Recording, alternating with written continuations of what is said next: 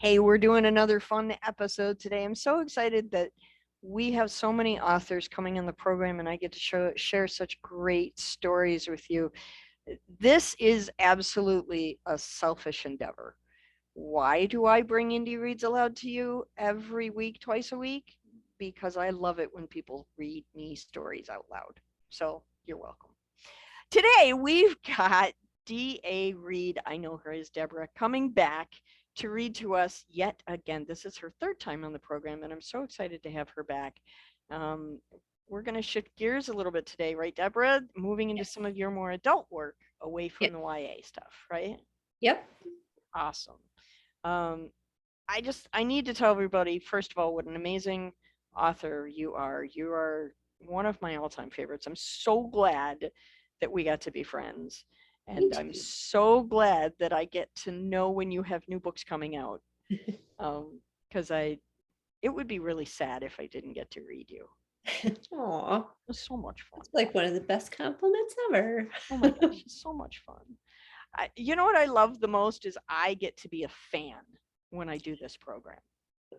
And I Yep. get to be unashamed about it. There you go. I love it. Unashamed fandom. Absolutely. So for those of you who have not met Deborah yet, first of all, go back into the program and listen to her other two episodes that we've done so far, and then come back and listen to this one first, then go back. But anyway, so Deborah writes both young adult novels and she writes horror, thriller, suspense for grown-up readers as well. So much fun. The diversity with which you write is so entertaining. Also, if that's not enough, she's also written this wonderfully giggle-worthy, just hysterical collection of essays based on her own life experience called Chicken Butt Hair, which I love the title. It just makes me giggle every time I get to say it. She has taught workshops everywhere. She teaches for Author Quest, which is the summer camp brainchild of author Johnathan Rand from the Michigan Chillers series, which we all love. Johnathan, he's super fun to read. And Deborah gets to work with him, which, truth be told, I'm more than just a little jealous.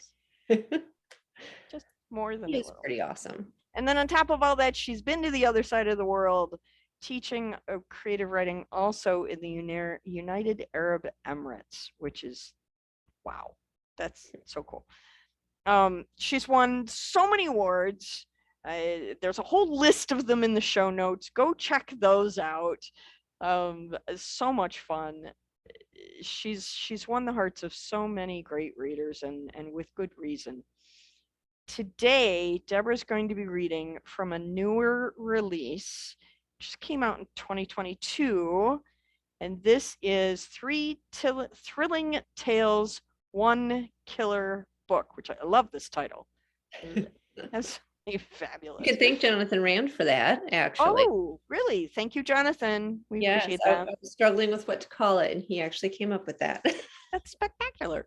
So this is essentially 3 novelettes or short novellas compiled into one book. Tell us about these stories. Well, the first one I had written was Toxic Love, which is about a woman who appears to have it all, and then she finds out a secret, and it's about her husband, and she has to do something or make a decision that she never thought that she would ever have to make, and that would completely change her life. The Killing Game is probably the newest one that I've written, or the last one, where two girlfriends just kind of, they're working, they need a break, so they head up to a cabin and they meet some guys at a bar up in this cabin out in the middle of nowhere. And then they find that they got much more than they bargained for. And then Truth or Die was one of my favorite ones to write, and this is the one I'll be reading from. So it's the synopsis reads on the back: a match made in heaven or hell. Romance conceals an evil that refuses to remain hidden for long. So it follows Mitch and Sabrina, who have met and appear to be falling in love. What you don't know is that one of them is, or what they may not know, is that one of them is in witness protection. The other one is a professional assassin. One has been sent to kill the other, but you don't know who is who through the entire story, or at least I hope you don't. I had to rewrite this about 7 times to try to Oh, make it wow. to find out. So yeah, I'm just gonna be reading part of it where it's just kind of from both of their viewpoints during a part of the story, not even a quarter of the way through, so closer to the beginning, where they're kind of starting to figure out that things are not all what they may seem with each other. Oh, this is going to be fun. So much fun. Okay, Deborah, when you are ready, the microphone is yours, my dear. Read aloud. Mitch sat on the pier, wind whipping his hair, rain so close he felt the mist in the air as it rode the waves hard, coming from Morro Bay, coming for him. The fury raging so hotly within his body had abated, though a sliver of anger remained. The injustice of being accused of something he didn't do, and by his lover, was not something he ever cared to repeat. The daggers that had flown from Sabrina's eyes sliced through his heart, through his soul. He knew that in itself was a red flag. The fact her words affected him so deeply that they could cause his carefully constructed life to fall apart. He wasn't perfect. Mitch would be the first person to admit it. He had done many things, so many things. But in Sabrina's eyes that night, so many days ago, Mitch began to believe redemption could be possible. But was it really? The venom of Sabrina's words, of her accusations, was embedded deeply into his mind, and Mitch began to wonder how well he really knew the woman practically living under his roof. The problem was that he needed to be sure of who was living under his roof, because if he was wrong, if he made one misstep, he had already been reminded of what would happen over and over again. Success was not guaranteed. Mitch sighed as he stood, the first raindrops pelting the pier, his arms and his face. He needed to make this right, for many reasons. Mitch couldn't deny the first and foremost motive for his next action was driven by that elusive dream for redemption. Maybe it was still possible. Maybe. If not, he would end up taking Sabrina down with him. Sabrina always thought it odd Mitch had no pictures of family or friends decorating the cottage. She understood he was a bachelor. Some men didn't decorate with anything but beer bottles on the counter. But there wasn't even one personal photograph stashed in a drawer or hidden under the mattress. And she had looked, even under the mattress. Standing in the bedroom, one hand firmly planted on her hip, the fingers of her free hand wove through strands of hair near her cheek, pulling slightly. Sabrina didn't have any personal mementos gracing the walls of her apartment either. The fact that Mitch didn't even have one hidden away somewhere, however, had Sabrina's eyes narrowing in deep thought. In fact, in the weeks Sabrina had known him, Mitch hadn't introduced her to even one acquaintance, much less a friend.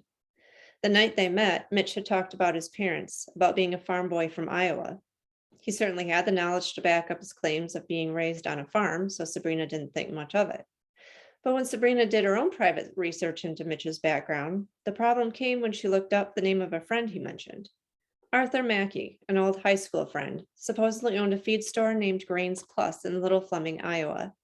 And Mitch had regaled her with stories of the numerous pranks he and Arthur played on fellow classmates and their teachers as they grew up.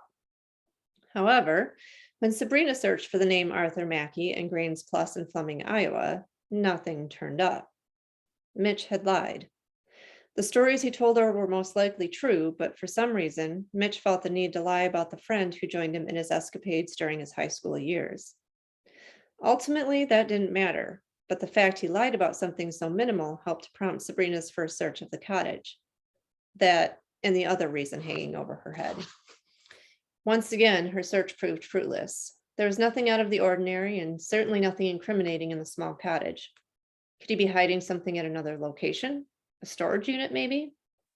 That thought hot in her mind, Sabrina strode to the small table set in the far corner of the room near the closet, Mitch's makeshift office. Flipping through the blue file folder, she rifled through the contents of each, finally tossing them back on the table in frustration. There were no receipts or bills from a storage unit or anything resembling a storage unit. Sabrina crossed the room and sank down on the bench Mitch placed at the foot of the bed. It hadn't been there the first night she came to the cottage, but Mitch saw it at a local shop a couple of days after they started seeing each other and declared he had to have it. It was perfect for laying out clothes or for putting on or taking off shoes. A thought abruptly occurred to her, and Sabrina slid off the bench and onto her knees. Leaning down, she twisted her head around and tried to look under the low bench. But the seat was stained a dark color, shadows making it impossible to see. Bracing herself against the floor, Sabrina used her free hand and slid it up and around the bottom of the bench and along the sides of the legs. It was at that moment Sabrina heard footsteps. She swore mentally. She hadn't even heard the door open and close. Before she could move, a large shadow fell over her. Sabrina looked over her shoulder, hands still under the bench, and looked up into the stormy gaze of Mitch Spaghetti. Sabrina slowly rose to her feet, mind moving quickly, eyes missing nothing. Mitch's lips were set in a tight line, the darkness that had clouded his brown eyes once again making an appearance. A bouquet of pink roses hung by his side, forgotten. Sabrina's eyes darkened slightly. She hated pink. Hadn't they covered that? "What are you doing?" Mitch asked finally, his voice tight as he fought to keep control. Obviously, the truth wasn't an option. Sabrina met Mitch's gaze steadily. "I was looking for my necklace. The clasp broke." She held up the delicate gold chain, letting the broken ends swing in his direction as the rest laced through her fingers. It was most definitely broken, but only because she had yanked it from her neck the moment she heard footsteps in the house. Cover. Always have a cover. That had been drilled into her more than any other part of her instruction. Sabrina waited as Mitch's eyes took in the broken chain, then searched Sabrina's gaze. She knew the instant he bought the line of his shoulders lowering as he relaxed. "I'm sorry," Mitch said finally, his face creased with what almost looked like anxiety. "I'm sorry about everything," he continued, waving his arms in the air. The motion reminded him of the flowers, and he awkwardly thrust them out in front of him like an adolescent boy on his first date. "These are for you." Sabrina's eyebrows rose as she reached to take the flowers, then forced her features to soften. "I love them, thank you," she said softly, the lie rolling easily off her tongue. "Mr. Smooth," she added, slanting her eyes upward toward him as she sniffed the roses, and almost gagged. She really hated pink flowers. Carefully setting the roses on the bench and letting the broken necklace slide through her fingers to rest beside them, Sabrina walked toward Mitch and slid her hands up his chest and behind his neck, interlocking them behind his head. "I'm sorry too," she whispered. "I'm just not used to living with someone else, I guess." Mitch circled her waist with his hands, drawing her even closer. "Our first fight, so our first chance to make up, right?" Sabrina cocked her head and looked into the gorgeous eyes only inches away. "I can tell you have something in mind," she purred, then rose up to meet his lips as they descended toward hers. Several minutes later, they were both breathless, Mitch's hands tangled in her thick hair as he rested his forehead against hers. He cleared his throat. "I'd like to take you out for a nice dinner." Leaning back, Sabrina smirked. "Really? That's what you want to do?" Mitch shrugged. "I figured it was the least I could do to get back into your good graces. I didn't say it was the only thing." Sabrina laughed and pushed away from him. "I have an even better idea. Let me make something here, for clothing is more optional," she said suggestively, winking at Mitch as she walked toward the door of the bedroom. "Let me cook tonight," Mitch said, his words bringing Sabrina up short. "It's the least I can do, and there's a new Chinese dish I've been wanting to try." Sabrina turned back toward Mitch, a rustle of tissue paper meeting her ears as she did so. "And you should put these in water," Mitch added. Sabrina held in a sigh as she reached for the roses Mitch once again held out to her. "I'm glad you remembered," she lied, then turned back toward the kitchen, flowers held tightly in her fist. A sudden crack of lightning illuminated the darkening sky over the water, followed by a boom of thunder that shook the small cottage. Sabrina's step faltered slightly as she crossed the small living space. It was like the hand of God had come down in a moment of judgment.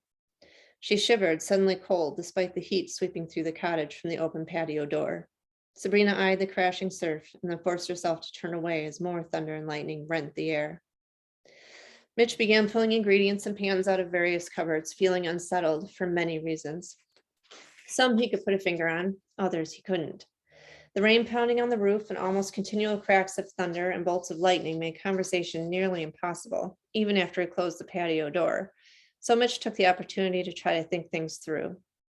Sabrina perched on a bar stool at the counter and alternated between watching what he was doing and browsing on her phone, the bracelet he gave her flashing under the kitchen lights. Mitch had several bowls in front of him, various spices and ingredients laid out in a row above the array of bowls. He pulled the recipe he wanted up on his phone and consulted it, brow lowered as he tried to concentrate through the thoughts swirling around his mind. That unsettled feeling persisted, causing his thoughts to shift back and forth. There was an undercurrent of electricity that had nothing to do with the bolts of lightning outside. Sabrina might be adorable, but there was something else that lay beneath the surface of what Mitch knew about her. She was fun and sweet and everything he had ever looked for in a woman, but there was something she didn't want him to know, and she hid it very well. On the other hand, Mitch pondered as he combined a couple of spices and dumped them in a bowl. Maybe his own deceit was making him paranoid, but he couldn't get the image of Sabrina on her hands and knees beside the bench out of his mind. Had she really been looking for her necklace? He had no reason to doubt her explanation, but Mitch still felt uneasy about the whole thing. If she ever found what was hidden in the floor beneath that bench, his eyes darkened. Everything would fall apart if Sabrina found what was under that bench. It would all be over. There would no longer be any questions about right and wrong in their future together. He wasn't supposed to fall for her anyway. If there was a rule he had broken, it was most definitely that one, the biggest one. The longer he thought about things, the more unsettled Mitch felt. Finally, he couldn't take it anymore. Pouring some sweet and sour sauce into a small bowl, he purposely hit the edge of the bowl with the glass container as he reached to put it back on the counter. The dish instantly flipped, sending the contents all over the front of his shirt. Mitch swore, jumping back as the sauce ran down his shirt and onto the floor. Great, he said, feigning annoyance as Sabrina looked up from her phone. I'll get some wet towels, Sabrina said, sliding down from the stool. Mitch waved his hand toward the bedroom. I'll just go change real quick, he said. Do you mind wiping up the floor? Sure, Sabrina said, already pulling a towel from a drawer under the counter. Go get yourself cleaned up. Thanks, Mitch said, squeezing her hand quickly as he walked by. He thought he played that well, but Mitch felt her eyes on him as he walked away. He forced himself to move at a sedate pace, though he wanted nothing more than to run the short distance to the bedroom. Once inside the small room, Mitch listened carefully, making sure the sounds of Sabrina cleaning up continued, that she hadn't tried to follow him. The sound of running water eased his mind, and he turned back toward the room. Muscle straining, he picked up the bench and set it to the side. Not wasting any time, Mitch quickly pried up a section of floorboards that had been welded together, peering into the dark hole beneath the floor. Nothing seemed out of place, and Mitch knew he couldn't take any more time. Still, he reached in and felt for the one object that gave him some comfort. He had mounted the gun under the floorboards closest to where he knelt, and his hand found it quickly.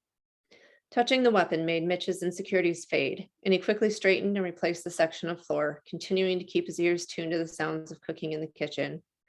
The bench was next, and Mitch managed to drag it back into place soundlessly, though he felt sweat break out on his brow from the effort of moving the heavy piece of furniture. He wiped it away and took a deep breath. He had some decisions to make, and he needed to make them quickly. This whole thing with Sabrina should never have happened, and Mitch needed to figure out what he was going to do about that. It was nice to have someone in his life again, but he never would have imagined it would be Sabrina standing in his kitchen tonight. Feeling weighed down by his thoughts, Mitch shoved it all aside and vowed to simply enjoy the evening. Sabrina seemed to have forgiven him. He needed to make sure she really had. Mitch grabbed a clean shirt and changed quickly, then walked out of the bedroom and headed for the kitchen. He would enjoy the evening, but there was one last thing he had to do first. Thanks for cleaning up, Mitch said, dropping a kiss onto Sabrina's hair as he walked by the counter. She was back to browsing on her phone, one hand twisting a lock of hair through her fingers as she flipped from one side to another. No problem, Sabrina said, smiling as she looked up briefly. Mitch went back to work, turning on the gas stove and pouring some oil in the bottom of a pan to warm as he began chopping vegetables. His heart rate picked up as he worked, knowing he was rolling the dice with what he was about to do. Reaching under the lip of the counter where Sabrina couldn't see, Mitch grabbed a small package of almond slivers and brought it out, watching Sabrina closely as he tore open the corner. Suddenly, Sabrina lunged across the counter, her phone forgotten as her hand closed over his firmly, the pressure of her hold causing his fingers to dig into the corners of the plastic painfully. What are you doing? Mitch snapped, yanking his hand out from under hers. I'm allergic, Sabrina said quietly, her gaze intense as she looked at him. Fingers still smarting from the plastic jabbing into his skin, Mitch looked closely at Sabrina, his mind working quickly as he tried to gauge her sincerity. It only took him a moment to realize she was very serious. "Oh," he said, and set the package of chopped almond slivers back on the counter. "How allergic?" Mitch asked, eyeing Sabrina carefully. "We'd be spending the evening in the emergency room," Sabrina said ruefully as she sat back down on the stool, "if I made it that far." A thunderous crash from the storm outside punctuated her words as if to add credence to them. And Mitch and Sabrina both turned to look out the large window as a flash of lightning arced through the sky. Mitch turned back to his dinner preparations and touched the package with the small pieces of almonds inside. "I don't need to use them. I'm glad you told me in time," he said, looking up at Sabrina with concern. "I can't believe I haven't told you already," Sabrina said, leaning her elbows on the counter as Mitch added chicken to the frying pan heating on the stove. "I know," Mitch said. "We've talked about so much, and that seems like a natural thing that we would talk about. Are you allergic to all nuts?" Sabrina shook her head. "Some can give me a slight reaction, but something about almonds my body just shut down." Shook closely at Mitch. "Are you allergic to anything?" Mitch looked over his shoulder, taking a moment before responding. "No," he said, watching Sabrina's expression carefully. "No, I'm not, thankfully." "And I wouldn't tell you if I was," he thought to himself as he turned back to the sizzling meat before him. He couldn't afford to make himself that vulnerable, at least not yet, not until he knew her secret. What Sabrina didn't realize was that she had brought up her allergy to Mitch. However, it had been the first night they met, and they had had plenty to drink before she made the admission. He wasn't surprised she didn't remember it. Though Mitch had been under the influence of the alcohol he consumed that night, he hadn't been as drunk as he let on. He remembered every word she spoke that night, and the whole incident with the almonds was actually carefully planned. Mitch wanted to start testing different things to find out what Sabrina had lied about and what she was truthful about. And the almond allergy could be very important later on. Sabrina's mind was in turmoil as Mitch threw away the package of almond slivers, then rinsed his hands at the sink. She could have sworn she told Mitch about her almond allergy the night they met, but she honestly couldn't remember. Not to mention the fact that Mitch had been tipsy at that point, so it wouldn't be surprising if he had forgotten or didn't remember. But what if he had remembered? "So listen," Mitch began as he added some of the chopped vegetables to the pan on the stove. "Drummond Investments has a bit of a get-together this weekend." Sabrina pulled her mind away from her dark thoughts and forced herself to focus on Mitch's words. "A bit of a get-together?" she asked, almost laughing at Mitch's terminology. "What does that even mean?" Mitch shrugged, a hint of red coloring his cheeks as the corner of his mouth turned up ruefully. "Okay, so it's kind of a black tie event." Sabrina fiddled with her phone where it sat on the counter and thought quickly. She knew where this was going, and she needed to be ready with an answer. As she rubbed the edge of her phone case, she glanced at Mitch out of the corner of her eye. "You would look good in a tux," Sabrina said noncommittally. She picked up her phone and set it back down again. "Good enough that you might want to show up on my arm and claim me as your date for the evening?" Mitch asked as he stirred the contents of their dinner rather forcefully. Sabrina raised an eyebrow as she watched, certain the chicken would die a second death by the time the conversation was over if she didn't give the man an answer soon. "Still, I don't have anything to wear that would be appropriate for that kind of event," she said, mentally ticking through her wardrobe as she absentmindedly tugged at a lock of hair. Mitch abandoned the chicken, much to Sabrina's relief, turned the heat down on the stove, and came to stand behind her, wrapping his arms gently around her waist. Resting his chin on her shoulder, he said, "While I'm at work tomorrow, why don't you go shopping for a dress?" Sabrina remained silent, thinking. She had planned to search the outdoor property of Mitch's humble bungalow while he was at work the next day. She needed to find answers, and soon. But she could also tell she wasn't going to be able to wiggle out of this one. Misreading her hesitation, Mitch gave her a small squeeze with his arms. "I know you don't have a job right now. I'll give you some money for a dress. You could go to one of those boutiques downtown." "I have my own money, Mitch," Sabrina said, a hint of irritation coloring her words. She hadn't needed a man to rescue her for the whole of her existence. She didn't need a handout from one now. At the same time, her mind once again began wondering how Mitch, with his modest income, could afford to offer a sum of money big enough to acquire one of the fashionable dresses in the downtown boutiques. Forget hundreds of dollars to walk out the door with one of those sleek designs. You were talking thousands. Mitch's arms loosened abruptly, and Sabrina felt him take a small step back. "I wasn't..." Sighing, Sabrina shifted on the stool and turned toward Mitch. She rested a finger against his lips to halt his words as she slid her free hand up his chest and hooked it over her shoulder. I know you weren't, she said softly, her eyes offering an apology.